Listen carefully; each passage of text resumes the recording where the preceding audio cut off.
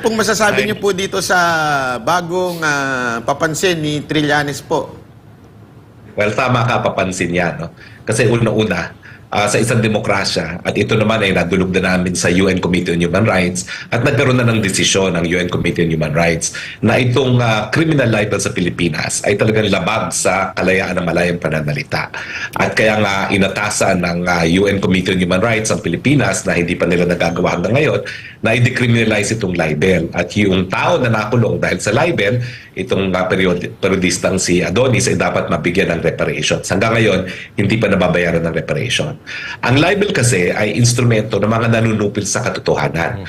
Kasi kung sila ay talagang naniniwala na may karapatan ng publiko na malaman ng katotohanan sa mga bagay-bagay na nakaka-apekto sa kanilang pag-araw-araw na buhay, hahayaan nila na umusbong ang lahat ng ideya sa malayang merkado ng ideya. Susupilin mo yan kung hindi ka manalo doon sa merkado ng malayang ideas, no? At ipakukulong mo yung mga ayaw mong madinig ang kanilang mga views dahil hindi mo matanggap yung katotohanan ng kanilang mga sinasabi. Itong pinag-uusapan natin sa Scarborough Shoal, yan ay isang bagay that involves the public interest. Kinakailangan talaga debatihan yan. Pag-usapan ng mga tao, bagamat nabaon na sa limot dahil napakatagal na nga itong mga pangyayaring ito, 2012 pa. Pero kung maalala mo, hindi tayo una nagsabi na may kabalastugang ginawa si Trillanes dyan. Ang una nagsabi dyan ay si dating Senate President Juan Ponce Enrile. Dahil nga nagtataka siya, bakit nga halos 30 beses na nagpunta balik-balik sa China yan para maging negosyador para sa gobyerno. Samantalang unang-una, hindi lang katungkulan ng senador. Ang katungkulan ng senador ay gumawa ng pulisiya sa pamamagitan ng batas. Ang larangan ng panlabas na relasyon ay ehekutibo. So dun pa lang, sa siya'y naghimasok sa hindi dapat niya pinaghimasukan, meron ng karapatang questionin ng publiko. Bakit ginagawa niya yan? Wala naman siya sapat na karanasan at kakayahan na makipag-negotiate sa China. At tayo naman, hanggang ngayon, mula noong 2012, di naman siya nagbigay ng kahit anong ulat kung ano yung pinag-negotiate niya sa China sa mahigit 30 beses na siya'y balik-balik sa China. At ang nangyari, ito mga katotohanan na sinasabi natin, tinalaga siya na negosyador ng Presidente Aquino. Siya nagpunta ron mahigit 30 kabeses. At ang nangyari, matapos siya maging negosyador, nawala sa atin ang Scarborough Shoal. So natural, ikaw ay ordinaryong mamamayan at hindi naman sinasabi kung anong ginawa niya doon sa 30 kabeses na siya ay balik-balik sa China, sasabihin mo na may kinalaman talaga itong si Trillanes doon sa pagkawala ng Scarborough Shoal. Dahil siya lang naman talaga yung tinalagang negotiator. Pati yung ating ambassador na si Ambassador Brady ng mga panahon na yun, parang natsugi, parang nawalan ng boses nung siya ay na talagang negosyador dahil siya talaga nakipag-usap. Pero hanggang ngayon, walang ulat na binibigay itong Trillanes na ito, either sa Senado or sa sambayan ng Pilipino. Alam lang natin, matapos siyang maghimasok, matapos siyang maging negosyador, nawala sa atin ang Scarborough Shoal. At ngayon, kakasuhan nila tayo, no? Kinasuhan nila tayo dahil daw tayo nagsasabi na binenta natin ang Scarborough Shoal. Ano bang gusto nang sabihin natin? Napurihin natin siya na dahil sa kanyang mga ginawa ay nawala sa atin ang Scarborough Shoal. Hindi ba kabaliwan naman yon? Kung gusto niya ng puri. Hindi ata tama yun. No? Pero ang importante rito, napatunayan ni Trillanes sa lahat na hindi na siya po pwedeng magpanggap na siya ay para sa demokrasya. Dahil ang tao na nanunupil ng kalayaan ng malayang pananalita ay kalaban ng demokrasya. At alam naman natin yan na nung siya ay pakuku dyan, 2 beses siya nag-attempt mag-coup, talaga naman po kalaban siya ng demokrasya. Pansinin nyo ha, dapat yan na-convict dahil lahat ng elemento ng kudita ang ginawa niya. Kaya lang yan nawala ng pananagutan, nagkaroon ng amnestiya. Nagkaroon ng amnestiya at nabura yung kanyang krimen. At mula noon, hindi pa na siya natuto, no? Dahil hanggang ngayon, kung ano pang mga kabalustugan ang ginagawa. Pero tayo bilang mamamayan, meron tayong karapatan na pulaan ang gawain ng mga opisyalis ng bayan at hindi tama na kapag pinulaan sila, paparusahan tayo ng pagkakakulong. At yan nga ang dahilan kung bakit sinabi ng UN Committee on Human Rights na labag talaga ang criminal libel sa kalagayan ng malayang pananalita dahil una-una, meron namang alternatibo dyan, yung civil libel at pangalawa, at hindi siya proportionate doon sa purpose ng law, no, na bantayan ang privacy ng mga pribadong individual. Hindi naman siya pribadong individual. Siya ay public figure. Siya ay gumawa ng mga bagay-bagay nito na siya ay opisyalis pa ng Senado, ng bayan. Napakataas na posisyon. At ang sabi ng Korte Suprema doon sa isang napakalumang kaso na hindi dapat balat sibuyas sa mga taong gobyerno. Dahil ang sakit ng pula, ang gamot sa sakit ng pula ay ang isang malinis sa konsyensya. Kung talagang malinis sa konsyensya niya, hindi dapat siya nasasaktan ng ganito, no? So, anyway, hindi na ako magsasalita beyond that kasi, syempre, meron naman tayong depensa at pinag-aaralan natin, banat bay, kung anong demanda ang pwede nating maisampalaban sa kanya. Kasi dinimanda na siya for treason, na-dismiss nung siya ay senador. Kasi ang sabi at treason nga is a war crime, no? At wala namang gera sa panig ng Pilipinas at ng China noong mga panahon na yon. Pero hindi ibig sabihin wala siyang pananagutan, no? So, lalong-lalo na sa ilalim ng salong-galo, no? Yung kanyang kawalan ng report, kawalan ng pananagutan, kung anong ginawa niya sa negosasyon, pwede pa rin siya maparusahan, bagamat hindi na siya public official. Dahil ginawa niya yung mga bagay-bagay na yon habang siya ay senador. Attorney, so, abangan kung hindi kontra-demanda natin. Attorney, kasi ito yung tanong ng ilang mga vloggers din, syempre, yung mga dinamay niya. Kasi sa totoo lang, galing lang yung video sa inyo, pinlay lang ho doon sa kanilang mga vlogs, at bakit daw sila nadamay doon sa pag-play ng vlogs o yung video ninyo na kung saan sinabi nga tungkol doon sa kanyang pagpunta sa China. Bakit sa tingin nyo sinama niya mga ibang vloggers? Sinusupil niya lahat. Ayaw niya na pupulaan ng ganon. At tinatakot niya lahat ng vlogger. Pag kayo nag-broadcast ng isang bagay na hindi ko gusto, pakukulong ko kayo. Pero yan ay isipang feudal, hindi ganyan ang demokrasya. Ang demokrasya, sa tingin niya, meron tayong maling sinabi, sabihin niya kung anong katotohanan. At hayaan natin ng publikong maghusga. Dahil sa isang demokrasya, ang tunay na batayan sa katotohanan ay yung kapangyarihan ng isang ideya na tanggapin bilang katotohanan ng mga mamamayan.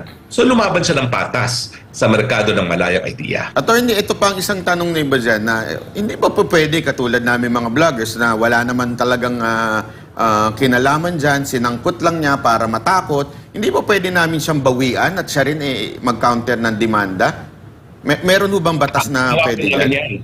Ginawa po namin yan nung panahon ni GMA at si First Gentleman nagsasain ng mga 38 na libel cases laban sa iba't ibang mga periodiko, no, at mga mamamahayag. At ang naging cause of action namin ay abuse of right. Dahil may karapatan nga siya mag-file ng libel, pero alam naman niya na hindi talaga sapat ang cause of action niya for libel. No? Kaya, ang sabi ng Korte Suprema, that is a valid cause of action. So meron din tayong remedyo after this, no? Kasi talaga halata na ang kanyang intensyon ay supilin yung karapatan ng malayang pananalita at i-chill yung mga vloggers from the exercise of their freedom of expression. Pero ayun, Attorney Harry Roque, ang pinagpuputok kasi ng butsi niya, matagal na daw niyang sinagot itong mga issues na to, pero paulit-ulit pa rin daw kayo sa inyong mga tinuran na binenta niya yung Scarborough Shoal. Kayo po ba, natatandaan nyo na sinabi nyo verbatim na binenta niya yung Scarborough? Wala akong nahalalang sinabing gano'n. Ang alam ko, nawala ang Scarborough dahil siya yung nag-negotiate sa China. Pero bakit ko sasabihin mabebenta yan? Hindi naman yan within the commerce of men. Ang territory ay hindi po pwedeng mabenta. So kung yun ang kanyang akusasyon, doon pa lang, dismiss na ang kaso niya because that is a legal impossibility. So ang libel dapat crime, vice, or ano ba yung isa pa? Defect, no? Hindi naman crime yan, hindi naman vice yan, hindi naman defect yan. Yan ay matters of public interest na dapat talaga pagdiskursuhan ng publiko para malaman natin kung may kinalaman ba yung mga pinagkasundo niya sa China sa pagkawala sa atin ng Scarborough Shoal. At yung konteksto ng paglabas ko ng issue nito kasi nga binibira niya ang dating presidente Rodrigo Roa Duterte doon sa Gentleman's Agreement. Na sinasabi ko naman na yung Gentleman's Agreement ay naging dahilan kaya nagkaroon ng kapayapaan at walang teritoryo sa Pilipinas sa administrasyon ni dating Presidente Duterte. Samantalang nung panahon ni Presidente Aquino, dahil siya ang naging negosyador, yan naman po ay katotohanan. Doon nawala ang Scarborough Shoal. Samantalang tinalaga siyang negosyador dahil nga doon sa nabuong gulo at hidwaan dyan sa Scarborough Shoal. Attorney Coach Oli po, sinabi nyo ito'y ginagawa na parang pananakot sa mga vloggers. Nakasama na dito ang mga vloggers, no? Hindi kaya sa isang banda, sinadyang isama yung mga vloggers para, alam mo na, alam naman natin, kayo yung mga malalapit sa mga Duterte, at alam natin, tatakbo, di umano ito bilang mayor sa Caloocan.